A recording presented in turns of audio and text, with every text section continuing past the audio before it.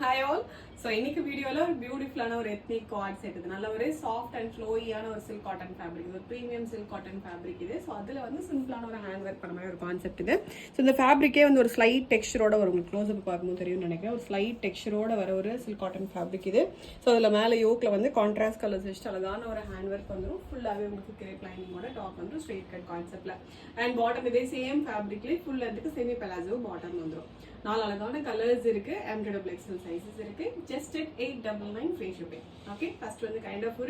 ஒரு மெஹந்தி கிரீன்லயே ஒரு லைட் ஒரு yellow mixed mehndi green shade இது